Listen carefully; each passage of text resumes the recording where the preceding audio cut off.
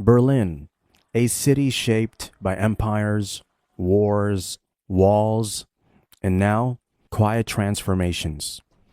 Christianity has deep roots here. Martin Luther's Reformation shaped much of northern Germany, and Berlin's skyline still carries that legacy in its cathedrals.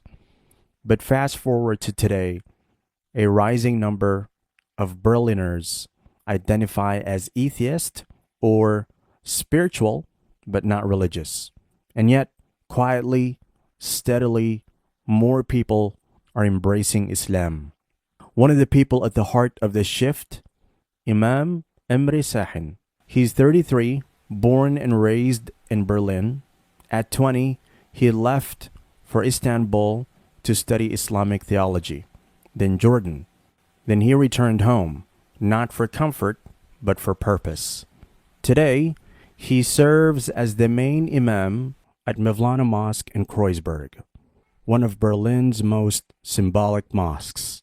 And in just 3 years, through personal connection and heartfelt da'wah, Imam Emre has helped 90 people embrace Islam. That's not an exaggeration. That's record keeping. Literally.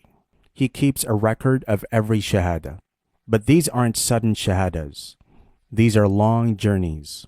Imam Sahin says most people who come to Islam have been studying it privately for months, some for years. They've read the Quran in translation, watched hours of videos, asked themselves hard questions. They're not chasing a trend.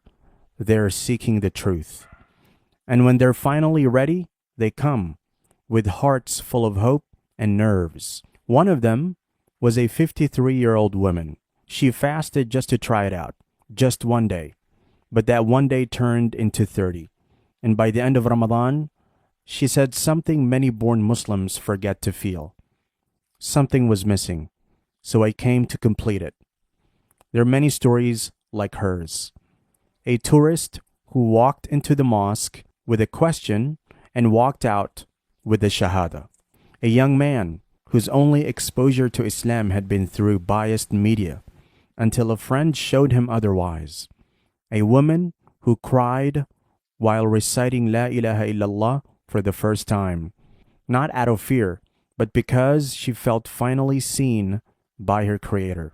And here's the part we can't ignore. They are not just converts. They are new Muslims. That means they are vulnerable. Their old circles might not understand. Their families might disapprove. And if we, the Muslim Ummah, don't step up to support them, who will? Imam Sahin knows this. He doesn't stop after the Shahada. He guides them, teaches them, checks in weeks later. He tells them worship is the key to peace. When you pray, when you fast, when you connect to Allah, your heart will settle. But he also warns them, Shaitan will try harder with you now.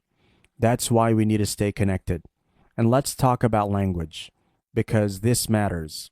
Emre delivers sermons in 3 languages, Turkish, Arabic, and German. That's not just a skill, it's strategy. Because the youth in Berlin, most of them speak German better than anything else. If the deen isn't reaching them in their language, we're not really reaching them. He teaches 130 youth every week, not cultural traditions, but Islamic knowledge, fiqh, aqidah, Quran, in the language they understand.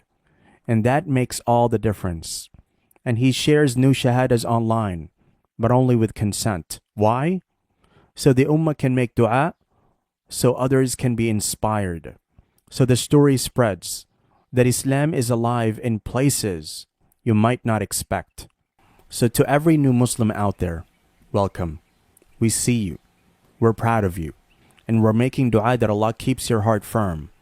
And to the rest of us, maybe it's time we remember what it means to invite someone to Islam, not with pressure, not with ego, but with compassion, clarity, and dua.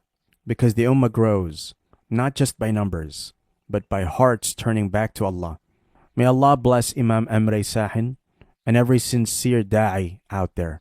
And may we be among those who help people find Allah, not push them away from Him.